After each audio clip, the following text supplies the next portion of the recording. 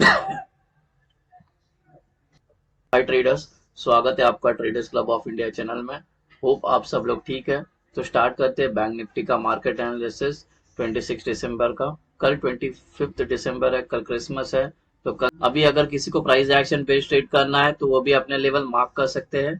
तो ये एक ट्रेंड लाइन है और अभी भी एक हेड एंड शोल्डर पैटर्न अभी भी फॉर्म हुआ है।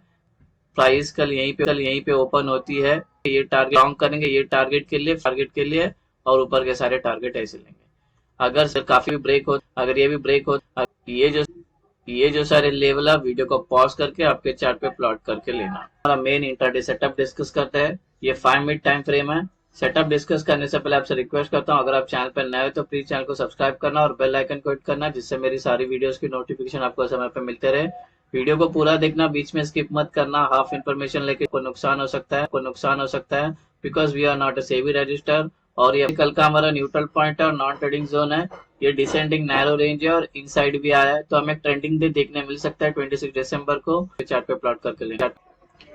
अभी रेजिस्टेंस लेवल डिस्कस करते हैं। ये रेजिस्टेंस 1 नॉन ट्रेडिंग जोन, ये रेंज। रेजिस्टेंस 1 के अंदर प्रीवियस डे हाई इंक्लूड है। रेजिस्टेंस 2 नॉन ट्रेडिंग जोन, ये range. Resistance 3 non trading zone, ये रेंज।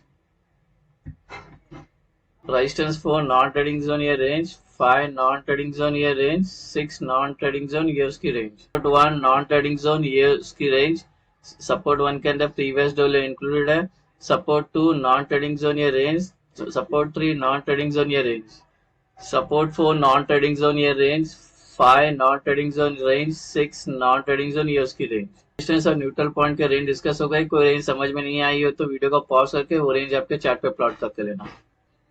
ये कल की हमारी एंट्री और एग्जिट होगी। जब नॉन ट्रेडिंग जोन बन जाता है तो अपर साइड में ग्रीन एरोज मार्क करना, लोअर साइड में रेड एरोज मार्क करना। ग्रीन का मतलब बाय करना है, लॉन्ग होना है, और रेड का मतलब हमें सेल करना है, शॉर्ट होना है।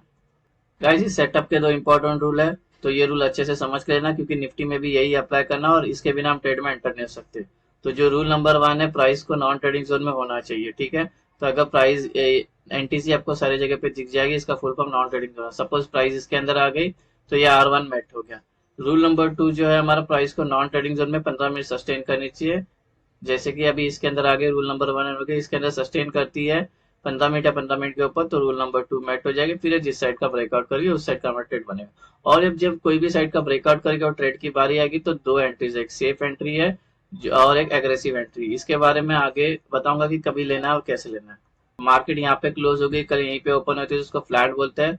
तो हम ट्रेड नहीं लेंगे, पहला वेट करेंगे प्राइस को नॉन ट्रेडिंग जोन में जाने का, और वेट करेंगे यहाँ पे सस्टेन करने का, और वेट करेंगे हमारा रूल नंबर 1 और 2 मेट होने का।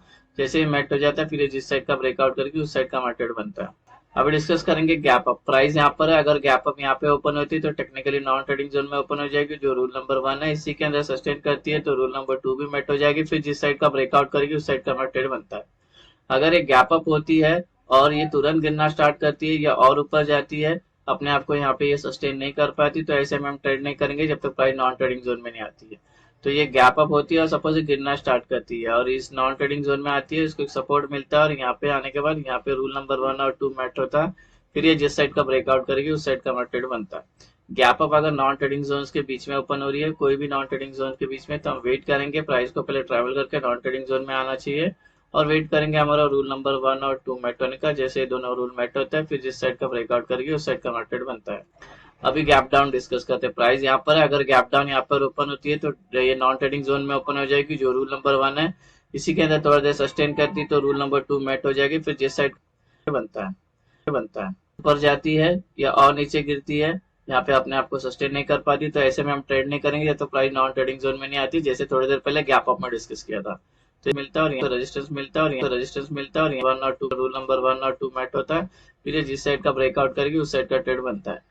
अगर gap down non trading zones के बीच में ओपन हो रहा है तो ट्रेड नहीं करेंगे जब तक प्राइस नॉन ट्रेडिंग जोन में नहीं आती है, और वेट करेंगे हमारा R1 और 2 मेट होने का। जैसे दोनों रूल मेट होते हैं फिर जिस साइड का ब्रेकआउट करेगी उस साइड का ट्रेड बनता है। कर देता हूँ दोनों रूल में ट्रेड में हम लोग इस ट्रेड में एंटर हो गया ऊपर ऊपर के साइड में, तो ये 3 लेवल होंगे टारगेट। अगर ये ट्रेड लिया है ऊपर का तो ये 2 लेवल होंगे टारगेट।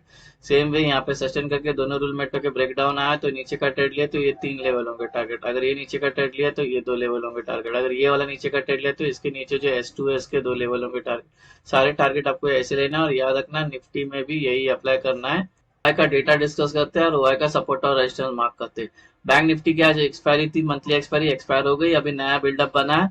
तो जिस साइड प्राइस पे सबसे ज्यादा कॉल राइटर्स और पुट राइटर प्रेजेंट है उसका मैंने सपोर्ट और रेजिस्टेंस ले लिया। अगर कल हम अप ट्रेंड में होंगे तो ऊपर हमें रेजिस्टेंस फेस करने मिलेगा 51,600 का, इसको लग के प्राइस नीचे आ सकती है, ट्रेंड चेंज हो सकता है, बिकॉज कॉल राइटर ने सबसे ज्यादा यहाँ पे बिल्डअप बना के रखा है। यहाँ पे सेलर प्रेशर ज्यादा होगा तो इसको 950,000 लगता है, बिकॉज पी ने सबसे ज्यादा गाइस बैंक निफ्टी का पुट कॉल रेशियो चल रहा है 0.7, जो इंडिकेट करता है बेरिशनेस को, यानी वीकनेस है, यानी बुल से ज्यादा बियर है इंट्राडे में। अभी यहाँ पे प्राइस है सस्टेन की, हमारा रूल नंबर 1 और 2 मेट होता है और ये ब्रेकआउट आया। ब्रेकआउट वाली कैंडल छोड़ के नेक्स्ट जो 3 कैंडल है तीनों भी रेड बननी चाहिए, साइज कोई भी चलेगा। उसके बाद जब एंटर करते हैं तो सेम बुलिश एंट्री होगी, सेम ये ब्रेकडाउन आती है कैंडल छोड़ के, नेक्स्ट जो 3 कैंडल तीनों भी रेड बननी चाहिए, साइज कोई भी चलेगी। उसके बाद जब एंटर करते हैं तो सेम बेरिश एंट्री होगी। एग्रेसिव एंट्री डिस्कस करते हैं। प्राइस यहाँ पर है, हमारा दोनों भी रूल मेट होता है। यहाँ पे सस्टेन करती है, ब्रेकआउट आता है, ब्रेकआउट वाली कैंडल से फिर नेक्स्ट जो कैंडल है वो ग्रीन बननी चाहिए, साइज कोई भी चलेगा, एक ग्रीन कैंडल में भी चलेगा, एक ही ग्रीन कैंडल बननी चाहिए, साइज कोई भी चलेगा, बस ये नॉन ट्रेडिंग जोन को टच नहीं होना चाहिए, उसका विक भी टच नहीं होगा। उसके बाद जब एंटर करे तो एग्रेसिव बुलिश एंट्री होगी। सेम वे यहाँ पे प्राइस सस्टेन करती है, दोनों भी रूल मेट होकर ब्रेकडाउन आती है, ब्रेकडाउन वाली कैंडल जो नेक्स्ट जो कैंडल है वो तो नेक्स्ट इसके तुरंत नेक्स्ट जो कैंडल रेड बननी चाहिए, साइज कोई भी चलेगा, नॉन ट्रेडिंग को टच नहीं होना चाहिए, उसका विक भी टच नहीं होना चाहिए। उसके बाद जब एंटर करे तो एग्रेसिव बेरिश एंट्री होगी। सो गाइस ये बन गया हमारा इंटरडे सेटअप 26 दिसंबर का। होप आपको सेटअप पसंद आया तो वीडियो को लाइक शेयर सब्सक्राइब करना। Thank you so much.